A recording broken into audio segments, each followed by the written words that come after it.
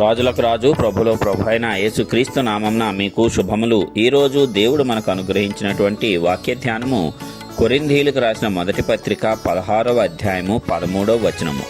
మెలకువగా ఉండుడి, విశ్వాసమునందు నిలకడగా ఉండుడి, పౌరుషము గలవారై ఉండుడి, బలవంతులై ఉండుడి, మీరు చేయు కార్యములన్నీ ప్రేమతో చేయుడి.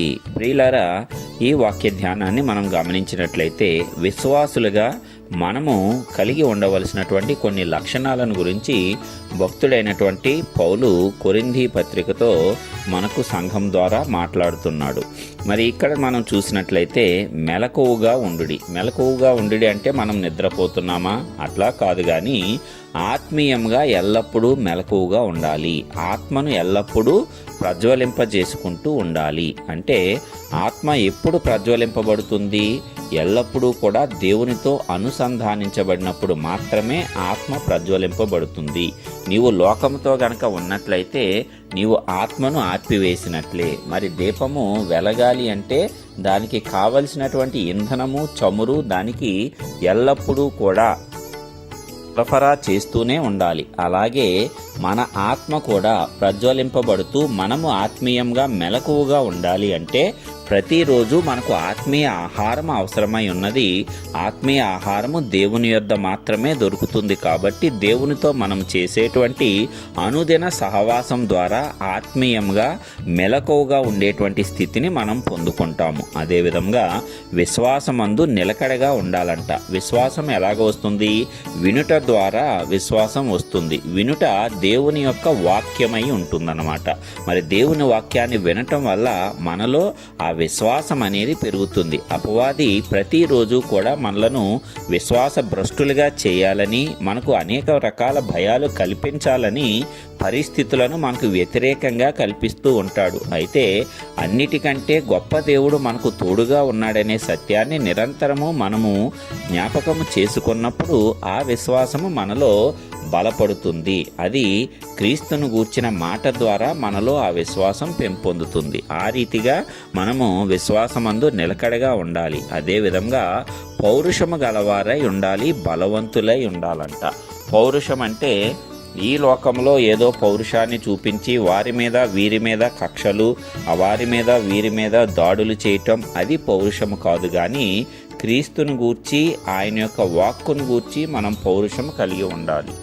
క్రీస్తు మాత్రమే నిజమైన దేవుడు అనేటువంటి పౌరుషాన్ని మనము కలిగి ఉండాలి. మనం పాత నిబంధనలో చూసినట్లయితే ఆ పౌరుషం గల ప్రవక్తగా ఏలియా ప్రవక్తను మనం చూడవచ్చు. మరి 400 మంది అన్యజనులు బయలు దేవతను పూజిస్తూ ఉన్నప్పుడు ఇతను ఒక్కడే పౌరుషము గలవాడై నిజమైనటువంటి దేవుని పక్షమున వారితో యుద్ధం చేశాడు. యుద్ధం అంటే ఏదో కత్తులు గుర్రాలు పట్టుకు వెళ్ళి యుద్ధము కాదు, కానీ ఆత్మీయ యుద్ధము చేశాడు. ఎవరు నిజమైన దేవుడో నిరూపిద్దాము రండి అని ఆ దహన బలిని ఏర్పాటు చేసి, ఎవరి దహన బలి అయితే ఆకాశం నుంచి వచ్చే అగ్ని చేత దహింపబడుతుందో వారి దేవుడే నిజమైన దేవుడు అని చెప్పి అక్కడ పౌరుషాన్ని చూపించాడు. అలాగే కార్యాన్ని కూడా పొందుకున్నాడు. పౌరుషంగా ఉండటమే మాత్రమే కాదు, కానీ ఆ పౌరుషానికి తగినట్లు ప్రార్థన చేస్తే దేవుడు నీ పక్షముగా కార్యాలు చేసి ఆయనే నిజమైన దేవుడని సకల జనుల ఎదుట అనేక మార్లు నీ ద్వారా నిరూపణ చేస్తాడు. ఆ రీతిగా మనం పౌరుషము గలవారై ఉండాలి. అలాగే మనము బలవంతులమై ఉండాలి. ఎందుకంటే క్రీస్తు బలవంతుడు కాబట్టే శిలువ మరణానికి తనంతట తాను అప్పగించుకొని అన్ని శ్రమలకు ఓర్చుకున్నాడు. ఎవడైనను బలవంతుడు కాలేకపోతే అట్టి శ్రమలు ఏమాత్రము భరించుకోలేడు. కానీ క్రీస్తు బలవంతుడు కాబట్టి ఆ శ్రమలన్నిటినీ కూడా చిరునవ్వుతో భరించాడు. అలాంటి బలవంతులుగా మనము కూడా ఉండాలి అంటే క్రీస్తులో నీవు నిలిచి ఉండాలి. అలాగే మీరు చేయు కార్యములన్నీ ప్రేమతో చేయాలంట. క్రీస్తు చూపించినటువంటిది ప్రేమ మార్గమే. ఆయన లోకమును ఎంతగానో ప్రేమించాడు. చివరకు ఆయనను సిలువ వేస్తున్న వారి వైపు చూసి కూడా, తండ్రి, వీరేమి చేయుచున్నారో వీరెరుగరు కనుక వీరిని క్షమించుము అనేటువంటి ప్రేమతత్వము ఆయనలో సంపూర్ణంగా ఉంది. మరి క్రీస్తును అంగీకరించి క్రీస్తును ధరించుకున్న మనమందరము కూడా ప్రేమను కలిగి ఉండాలి. మనము చేసే ఏ పనైనా సరే ప్రేమతోనే చేయాలంట. ఇక్కడ గొప్ప సూచనలు మనకు పౌలు భక్తుడు అనుగ్రహించాడు.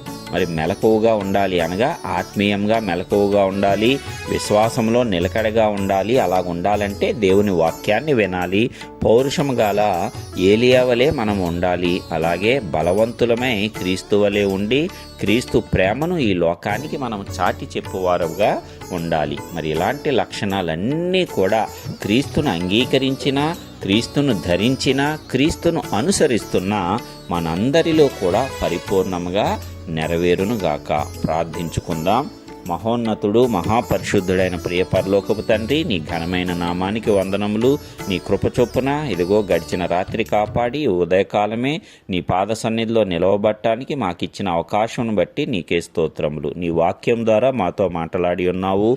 క్రీస్తును ధరించుకున్న మేమందరము ఎలాగూ ప్రవర్తించాలో, ఎలాంటి స్వభావ లక్షణాలు కలిగి ఉండాలో నీ భక్తుని ద్వారా మాకు తెలియజేశావు. కాబట్టి ఈ వాక్యం వినుచున్న ప్రతి ఒక్క బిడ్డ ఈ వాక్యం ద్వారా బలపరచబడాలి. ఈ వాక్యంలో ఉన్నటువంటి అంశాలన్నీ ప్రతి ఒక్కరి జీవితంలో నెరవేరాలి. మరి అలాగ నెరవేరటానికి నీ కృపను చూపించండి. మేమందరము కూడా ఆత్మీయంగా బలపడటానికి, విశ్వాసంలో నిలకడగా ఉండటానికి, నీ నామం పట్ల పౌరుషం గలవారమై ఉండి బలంతో ప్రేమ కలిగిన కార్యాలన్నీ చేయటానికి మాకు శక్తి సామర్థ్యాలను అనుగ్రహించండి. ఈ లోకంలో నిన్ను గూర్చిన సువార్తను ప్రకటించుటలో మాకు తగిన జ్ఞానాన్ని అనుగ్రహించండి. ఈ వాక్యం వింటున్న ప్రతి ఒక్క బిడ్డ ఆత్మీయంగా వెలిగింపబడి, ప్రజ్వలింపబడి, తనతో పాటు తన చుట్టూ ఉన్న వారిని అందరినీ వెలిగించగలగటానికి శక్తిని అనుగ్రహించండి. ఈరోజు మేము చేసే పనులన్నిటిలో కూడా నీ యొక్క సహాయ సహకారాలను మాకు అనుగ్రహించి కాపాడండి. మరలా తిరిగి నీ నామంలో కలుసుకునే పర్యంతము నీ యొక్క భద్రత, నీ కాపుదల మా అందరి చుట్టూ కావలిగా ఉంచి ఆశీర్వదించవలసిందిగా యేసయ్య పరిశుద్ధ నామమున ప్రార్థించుచున్నాము. ఆమేన్.